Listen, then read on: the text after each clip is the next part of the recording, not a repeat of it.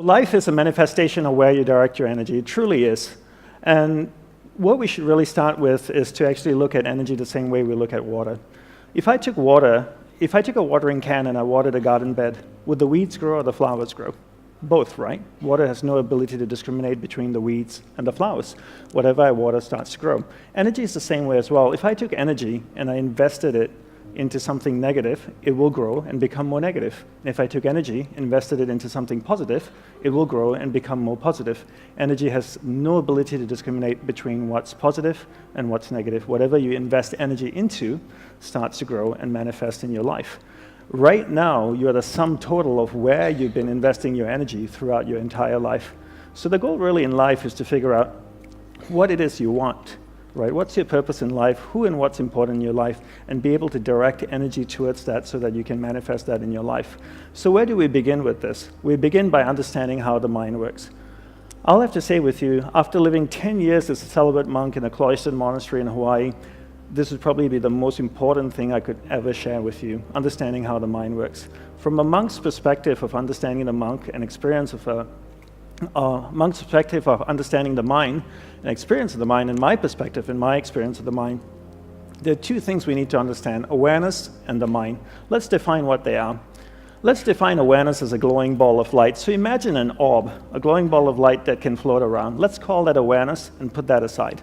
Now let's define the mind. Let's define the mind as a vast space with many different areas within it. One area of the mind is angry, hatred, jealousy, joy, happiness, sex, food, art, science, technology, a whole bunch of different things, right? Your awareness, that ball of light, can actually move to any area of the mind you want it to go to. So if your awareness, this glowing ball of light, goes to the happy area of the mind, it lights up that particular area of the mind. You become conscious of being happy. Are you happy? No, you're in an area of the mind called happiness. If this ball of light goes to the angry area of the mind, it lights up that particular area of the mind. Are you angry? No, you're in an area of the mind called anger. And by using your willpower and your powers of concentration, you can actually take your awareness, this ball of light, to any area of the mind that you want to go to. And here's the most important part. Where your awareness goes, that's where your energy is flowing. So if your awareness goes to the angry area of the mind, your energy is flowing there, it's actually strengthening that particular area of the mind. So this is the theory of it. So let's do a little practical exercise to see if this actually works or if it's just some monk talk, okay? So for that, I need some audience participation. I need all of you to sit up straight in your chair, okay? And put your feet down on the ground. And if you're leaning back in your chair, sit forward a little bit. Keep your spine straight. Roll your shoulders back. You can keep your head nicely balanced on top of your spine. Your eyes are closed. Don't worry, we're not going to chant or hold hands. Until later, just kidding. So take a slow, deep breath in with your eyes closed. Take a slow, deep breath in, slowly exhale. Then take another slow, deep breath in again, and then slowly exhale. I want you to become aware of the chair that you're sitting on. Is it comfortable? Is it not comfortable? The temperature of the room? Is it cold? Warm? What about your body posture? Is your spine straight? Your shoulders rolled back? You're sitting a little bit forward, your head nicely balanced on top of your spine. Now I want you to become aware of the most recent wedding that you attended. Do you remember whose wedding it is? Were you happy for the couple getting married? Try and think as much detail as you can about the wedding. Do you remember what you wore to the wedding? Do you remember what the bride wore? Did she make a good choice with her dress? How was the food at the wedding? Alcohol? Did you drink a lot? Was there good music? Did you dance? Did you do some crazy wedding dance? Now I want you to become aware of the most recent vacation that you went on. What kind of vacation was it? Was it a surfing trip? Yoga retreat, holiday, shopping, camping, backpacking? Try and think as much detail as you can about the vacation. What was the weather like where you went? Was it cold, rainy, hot, humid, dry, snowing? Do you remember the favorite hotel you stayed in? How was the food? Bland? Spicy? Did you get sick eating the food? Did you shop a lot? What was one thing you bought on the trip that you really liked? Your eyes are still closed. I want you to become aware of the room again. Try and feel the temperature of the room. Is it warm? Is it cold? The chair you're sitting on, is it comfortable? Is it not? Is your spine still straight? Are you hunching? Are your shoulders rolled back? Okay, slowly open your eyes and you can lean back in your chair. Well, thank you very much for doing that exercise with me. That exercise is really to prove two things to you. One is there's a clear separation between awareness and the mind, two completely different things. Second is you can actually take your awareness and move it to any area of the mind you want it to go to. Well, you gave me permission to do it, so I took your awareness from the room, I took it to an area of the subconscious mind where the memory of the wedding resided, and then I took you to the vacation area of the mind, and then back to the room again. How do I know you were thinking about the wedding? Well, I had my eyes open and your eyes were closed. And when I asked questions, I could see the reactions in your face. Did the bride make a good choice with her dress? A couple of you went,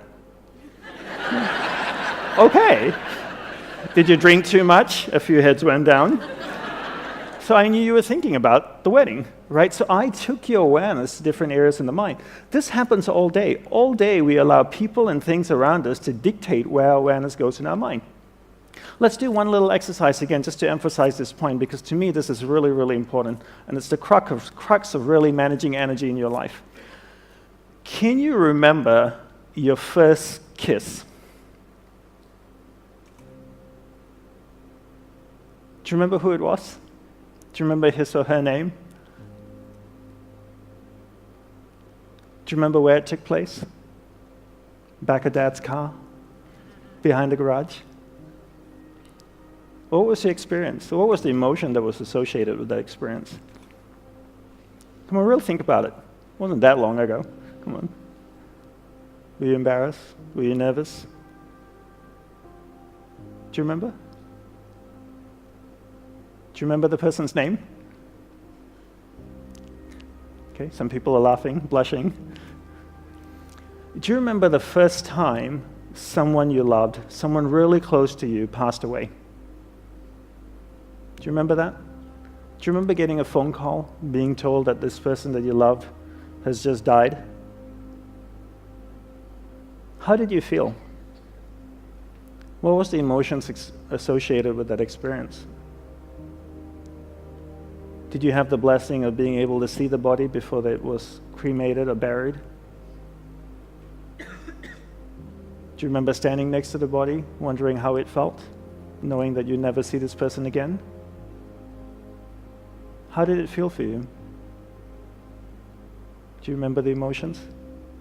Isn't it interesting? In the space of 60 to 90 seconds, I took your awareness from an area of the mind where all of you were smiling or giggling or slightly embarrassed to an area of the mind where all of you are completely sad. Or not sad, or just feeling the vibration of the room just completely changed, right? And I could take your awareness now to an angry area of the mind where you all get angry, you get up and you leave, and Sarah and the team would be really upset with me. And this happens all day, right? All day we allow people and things to dictate where our awareness goes. And because they dictate where our awareness goes, that's where our energy flows as well. And where our energy flows is what manifests in our life. So really the goal in life is not really to control your mind, but rather to control where your awareness is going within your mind. So don't control your mind, control where your awareness goes within your mind. How do we do that? We do that by learning how. So your spiritual practice or your homework for taking away is to control where your awareness goes in your mind throughout the day, and that's really it. How do we do this? We learn the fine art of concentration. First, let's define what concentration is. I define concentration as the ability to keep your awareness on one thing for an extended period of time.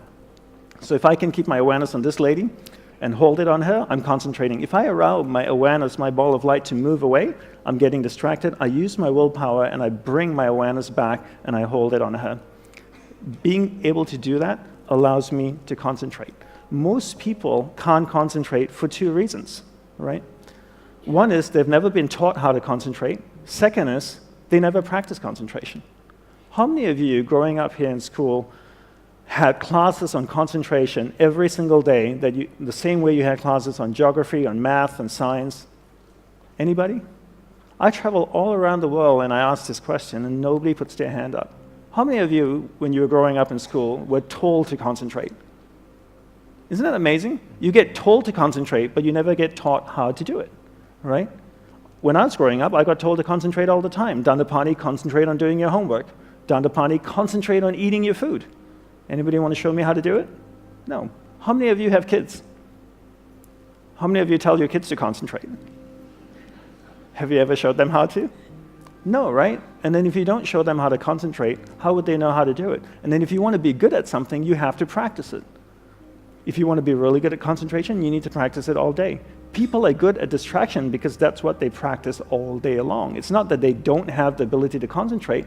They've just practiced distraction and become really, really good at it. So how do we concentrate? We concentrate by practicing doing one thing at a time and integrating this practice into our everyday life. So for me, I look at my average day and I ask myself, what's a reoccurring event in my life? Every day I speak with my spouse. Every time I speak with my spouse, I give her my undivided attention. I keep my awareness on her. It drifts away, I bring it back. It drifts away, I bring it back. I keep my awareness on her. I give her my undivided attention. Now, every day I also speak to my clients. I speak with my clients. I speak with my friends, family. Every time I speak with somebody, I give them my undivided attention. If I'm on the phone, I give the person on the phone my undivided attention. I practice doing one thing at a time. By the end of the day, I've clocked about maybe 6 to 8 hours of practicing concentration. 6 months later, I become really good at concentration. 12 months later, I become really good at concentration. The best way to become good at something is to take a tool and insert it into a reoccurring event in your life. And this is the best way to become good at something rather than to create another practice in your life. Just take a tool and insert it into the practice, into a reoccurring event in your life. So your homework is to give someone, or whatever you're doing, your undivided attention. Pick one person in your life for the next 1 month that you will give your undivided attention to. Every time you speak with that person, stay completely focused on them, keep your awareness on them. The rest of the day, you can go ahead and be a squirrel. But just whenever you're speaking with that person, give that person your undivided attention. And you need to practice and build in incremental steps. The other thing we need to learn to develop is our willpower, right? Everybody is born with various levels of willpower, but one thing we never get taught to do is to actually develop willpower. And willpower is like a muscle. I call it a mental biceps. If I could draw biceps around my mind, that would be my willpower.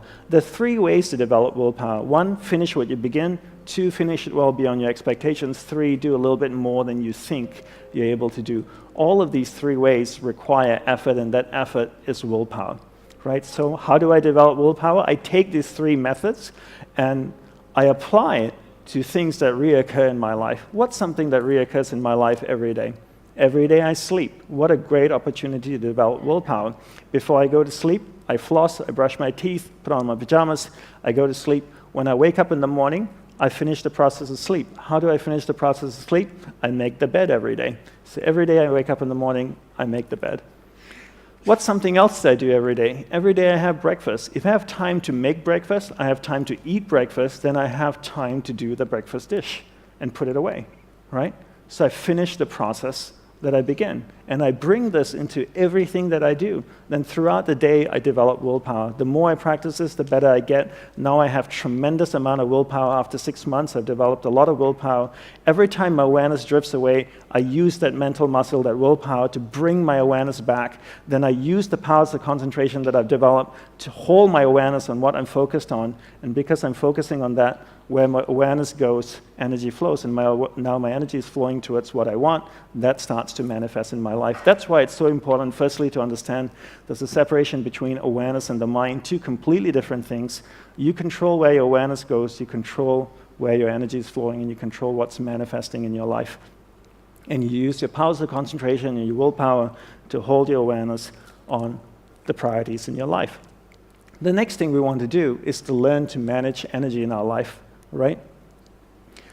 This is based on the premise that we only have so much energy each day. We have a finite amount of energy each day. Each day we have this much energy. We take our energy and we invest it into people and things around us. We keep investing until we have no more energy left. We get exhausted. That's usually around 11 or 11:30 or midnight. We go to sleep. Our energy builds up again. We go out the next day and we invest our energy into people and things till we have no more energy. But the one thing most people don't do is we never evaluate who and what we're investing our energy in. So I always tell people to treat energy the same way you treat money. It's a finite resource that needs to be wisely managed, wisely reallocated, and wisely invested. No matter how rich you are, you only have so much money, right? And before you spend money, most of us think and evaluate what we're investing our money in. If somebody asks us for $5,000 or $30,000 to invest into a startup or a company, we would ask questions. We just wouldn't hand them $30,000. We would ask, what's your plan with it? What are you going to do with this money? What's my return on my investment? Because it's a finite resource.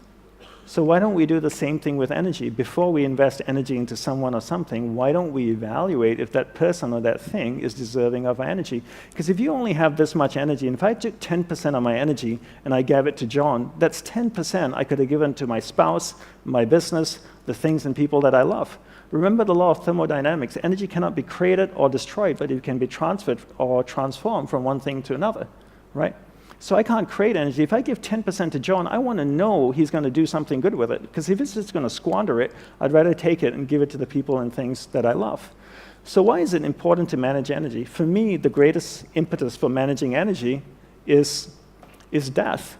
Death is the greatest impetus for me to manage energy.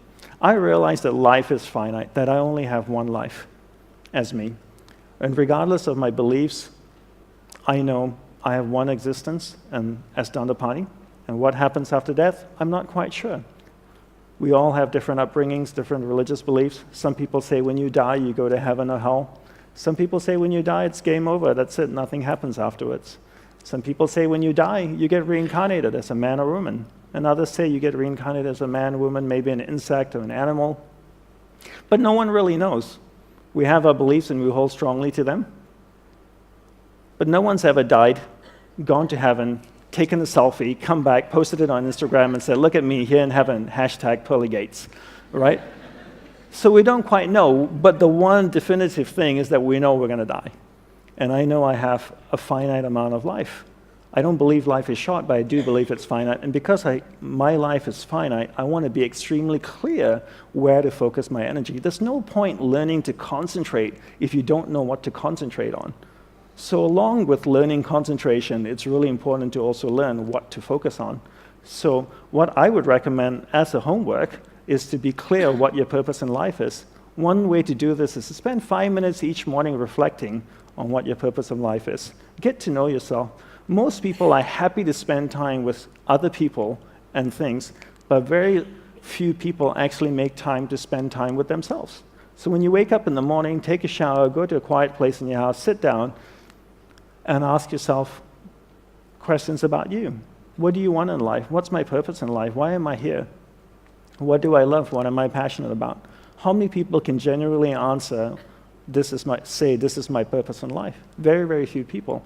Once you're clear with your purpose, you know what to concentrate on, and you know what to direct your finite amount of energy towards, right? So the next thing we want to look at is energy consumers, right? People and things are two of the biggest consumers of energy. And people and things also give you a lot of energy. Since the subject is vast and time is short, let's focus on the people that consume energy and how we can deal with them. I call these people energy vampires. All right? That's what a vampire does, right? Bites you in the neck and sucks the life out of you.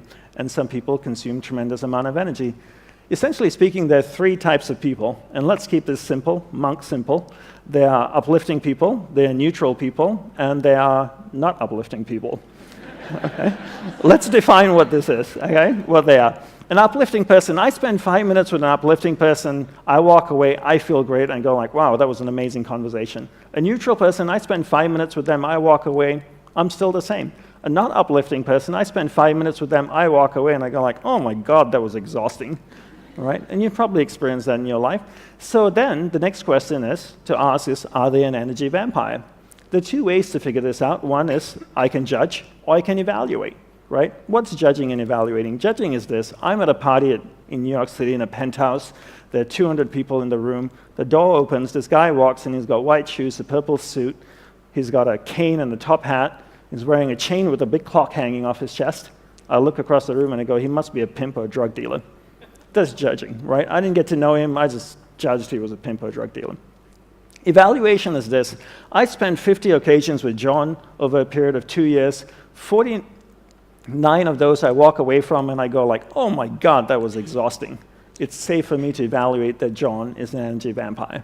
Okay? Then there are two types of energy vampire. The next question is, are they a transient energy vampire or inherently an energy vampire? Right? What's a transient energy vampire? Just say John is going through a hard time in life because his dad is dying of cancer, for example. And for 3 years, he consumes a lot of energy. You know, he's always down. You need to uplift him. He's feeling very sad. It's okay. You give him that energy because he's your friend, and that's what we do. We express compassion, empathy, and love, and we support our friends during difficult times. What's someone who's inherently an energy vampire? Someone who's inherently an energy vampire has always been this way. For decades, they just haven't changed. They're just not an uplifting human being at all. So how do we deal with someone who's inherently an energy vampire? So before I go there, quick question for all of you. How many of you in this room feel like you have someone who's inherently an energy vampire in your life? That's a lot of people in this room, right? So how do we deal with someone who's inherently an energy vampire, right? My guru taught me the best way to do this is to practice the art of being affectionately detached, but always kind, gentle, sincere, and loving towards them. What does this mean? So just say John is inherently an energy vampire. I live in New York City. I'm walking down Fifth Avenue. I see John walking towards me. What do? Do I cross the street? That's not very nice. I meet John. John meets me. What do you say when two people meet each other? I know what you guys say in Australia. G'day, how's it going, mate? Right? Do I say that? No. Do you know why I don't ask how are you? Because I don't want to know.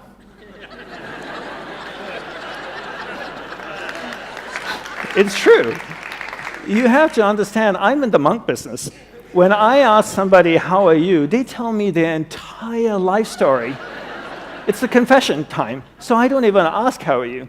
John asks me, how are you? I say, I'm doing very well, thank you very much. And then I reply, what a beautiful day in Sydney, right?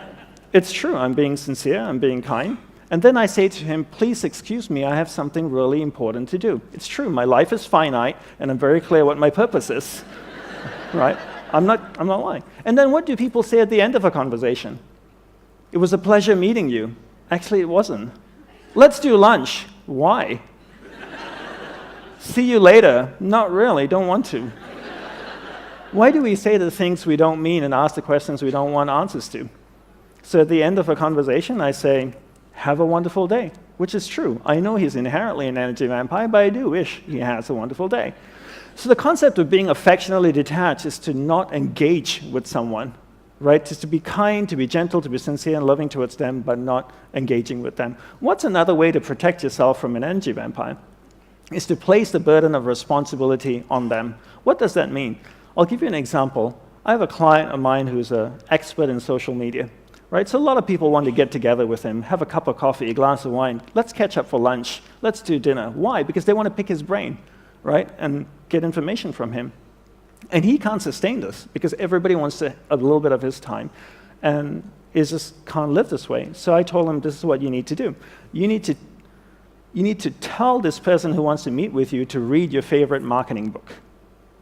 Read your favorite marketing book, write down 7 key points and email it to you. Once you receive the 7 key points from the book, tell them that you want to see what stands out to them in the book. Once you receive these 7 key points, you email them and say, let's meet up on this day for a couple hours and we can discuss a marketing strategy for you. You know how many people actually read the book and email him the 7 key points? Nobody. As soon as you place the burden of responsibility on someone, they don't do it. I travel all around the world. I speak, people come up to me and they want to ask questions. I always give them my personal email address. I tell them, please don't share it with anybody. Can you put your question down on this email and send it to me? One, it'll give me time to reflect on it, and I can give you a proper response. And they always say, for sure, I'll put it all down in email and I'll send it to you. You know how many people email me? Nobody emails me. Simple little task, right? I'm not asking them to do yoga, to meditate, to breathe out of one nostril. You just send me an email with your problems, and they don't do it. So place the burden of responsibility on someone. If you're somebody who's developed a particular skill, you're an expert in a particular niche, in a particular area, and you find that people want your time, they want your energy, the one simple way to protect yourself is to place the burden and responsibility on them. Give them a simple task to do and see if they do it. And if they fulfill that task and come back to you, then go out of your way to help them, okay? Another thing I want to talk about, so your spiritual practice is to every year evaluate the people in your life, right? So go through a process of evaluation and reallocate your energy between people who uplift you and people that don't uplift you. And this is something that I do all the time, right? Another thing I want to talk about and wrap up with is mental energy vampires. What's a mental energy vampire? Mental energy vampire is unresolved emotional experiences that are sitting in our subconscious, right? Most people's subconscious mind looks like this Indian flower market. It's just packed with stuff because people don't resolve stuff as they go through life.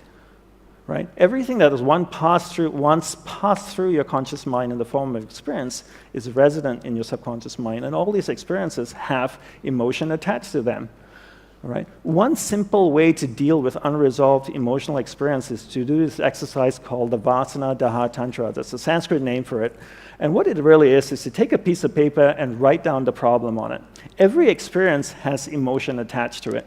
And I want to share with you a quote from Tesla, which I think really encapsulates the philosophy that I believe in or that I was trained in the monastery. Tesla says, if you want to find the secrets of the universe, think in terms of energy, frequency, and vibration. Everything is made up of energy, and it's vibrating at a certain frequency. So if I have an experience, it has emotion attached to it, it's vibrating in my subconscious mind. My goal is, I can't do anything about the experience because it's already happened, but what I can do to help myself is to remove the emotion that's attached to experience. So I take a piece of paper, I write down the problem. As I write down the problem, something really interesting happens. That experience moves from my subconscious mind to my conscious mind because I'm reliving it. The interesting thing that happens is the energy, the emotion actually comes out of the experience, flows through my hands into the piece of paper. Now I crumble the piece of paper and I burn it in a fire. It could be a garbage can, a fireplace, it doesn't really matter. Does the fire destroy the emotion? No, because you can't destroy energy. But what it actually does is transform the emotion in the paper into heat, flame, ash, smoke, and a whole bunch of different things. I remember the first time I ever shared this exercise was with a group of entrepreneurs in Perth, actually, about 5 years ago. And one of them said to me, look, DANDAPANI, I realize that experiences have emotion attached to them. And I realize as well, when you relive it or you're writing about it, it goes from your subconscious mind to your conscious mind. But this whole concept that emotion comes out of the experience, flows through your hands into the piece of paper, I find it really hard to believe. I find it that's a little bit too spiritual. I said, fair enough. So I asked him, do you have kids? He says, yeah, I have a couple of kids, a 4-year-old and a 6-year-old. And I said, on Father's Day, on your birthday, do they ever make you cards? They said, they do that all the time. Can you describe the card? Well, they said, usually go to the back of the house, they find an old piece of cardboard, they draw on it, they stick a bunch of things on it, stars and a bunch of ribbons, and then on Father's Day, on my birthday, they hand me the card. I said, how does it look? They go, well, it doesn't look that great. It's made by a 4-year-old. But I said, let me ask you this way. If you saw it in the store, would you pay money for it? And they go like, no way. But do you keep it? He says, yeah, I keep every single one. And I asked him why. He said, well, it's so full of love. I said, wait a minute, you're telling me your kids know monk magic? Because 2 minutes ago, I told you about putting emotion in a piece of paper, and you looked at me like I was a crazy person. And now your 4-year-old son knows how to do this, right? Because he's taken a piece of paper, put his emotion in it, a piece of paper that you don't want, a cardboard that you didn't want, put his emotion in it, and now he's given it to you, and you hold it. So you can actually transfer energy from you, emotion from inside of you, into another matter. How many of you have kids and have one of those not-so-attractive drawings at home? Do you keep them? Why? You'd never be able to sell it to anybody. Nobody would want to buy it, all right? You keep it because they're so full of love. It's full of emotion, right? So you can move emotion out of you. So the exercise here is really, if you ever find that you have unresolved emotional experiences sitting in your subconscious, consuming tremendous amount of energy, take a piece of paper, write it down, and then burn it in an ordinary fire. How many times should you write? Well, depending on the emotion. If it's an intense experience, you might have to write about it 3 or 4 times. If it's not so intense, maybe once or twice. So just to wrap up over here, to know yourself is one of the greatest gifts you can give yourself. It truly is, right? Most people don't really understand themselves. They don't understand what they want in life, and therefore find it extremely difficult what to focus their finite amount of energy on. I want to leave you with 2 quotes. from my guru. The first one is proceed with confidence, right? Proceed with confidence. Believe in your ability to manifest something in your life, because you can. How do you manifest something in your life? You take your awareness, you focus it on that thing. You know how to develop concentration now. You keep your awareness on it. When your awareness is on it, that's where your energy is flowing. When your energy flows there, it starts to manifest in your life. And believe in your ability to do that and proceed with confidence. The next thing is, life is meant to be lived joyously. It truly is.